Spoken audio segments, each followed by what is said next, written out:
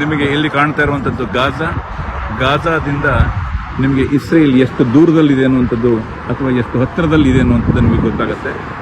ನಿಮಗೆ ಇಲ್ಲಿ ಕಾಣ್ತಾ ಇರುವಂಥದ್ದು ಪೂರ್ತಿ ಇಸ್ರೇಲ್. ಇದು ಸೆಡ್ರೋಟ್ ಅನ್ನುವಂಥ ಒಂದು ಊರು.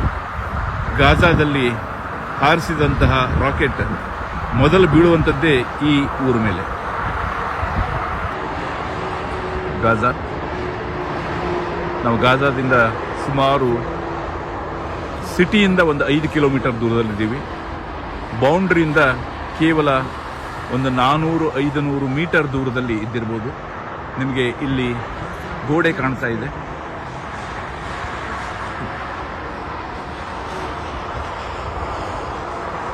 ನಿಮಗೆ ಇಲ್ಲಿ ಗೋಡೆಯನ್ನು ನೀವು ನೋಡ್ಬೋದು. ಈ ಗೋಡೆ ಪಕ್ಕದಲ್ಲಿ ಇರುವಂಥದ್ದು ಪೂರ್ತಿ ಗಾಜಾ. ಇಲ್ಲಿ ಹಳದಿ ಬಣ್ಣದ ಗೋಡೆಯನ್ನು ನೀವು ನೋಡಿದ್ರೆ ಅದರ ಪಕ್ಕದಲ್ಲಿರುವಂಥದ್ದು ಗಾಜಾ.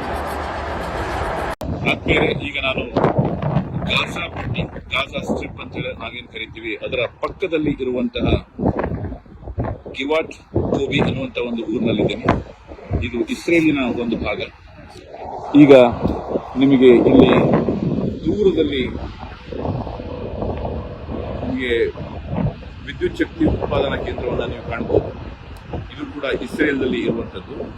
ಅದಕ್ಕೆ ಸನಿಹದಲ್ಲಿ, ತೀರಾ ಸನಿಹದಲ್ಲಿ ಅಂತಂದ್ರೆ ಈಗ ನಿಮಗೆ ಕಾಣ್ತಾ ಇದೆ ನಿಮಗೆ ಇಲ್ಲಿ ಗಾಜಾ.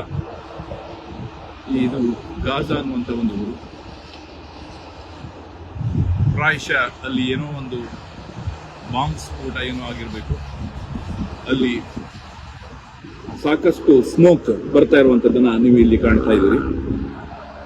ನಾವೀಗ ಇಸ್ರೇಲ್ ಕಡೆಯಿಂದ ನಿಂತು ಗಾಜಾದ ಸಮೀಪದಲ್ಲಿ ಇದ್ದೇವೆ.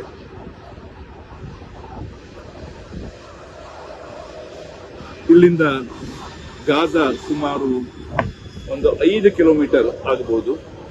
ನಿಮಗೆ ಇಲ್ಲಿ ಫೆನ್ಸ್ ಅನ್ನ ನೀವು ನೋಡ್ತೀರಿ. ಇಲ್ಲಿ ಈ ಬೇಲಿ ದಾಟಿದ ನಂತರ ನಿಮಗೆ ಗಾಜಾ ಪಟ್ಟಿ ಆರಂಭ ಆಗುತ್ತೆ. ಅದರ ಬೇಲಿಯ ಪಕ್ಕದಲ್ಲಿ ಇರುವಂತದ್ದು ಇಸ್ರೇಲ್, ಆ ಕಡೆ ಇರುವಂತದ್ದು ಗಾಜಾ. ನಿಮಗೆ ಆ ಕಡೆ ಕಾಣ್ತಾ ಇರುವಂತಹ ಕಟ್ಟಡಗಳೆಲ್ಲವೂ ಕೂಡ ಗಾಜಾದಲ್ಲಿ ಇರುವಂತಹ ಕಟ್ಟಡಗಳು.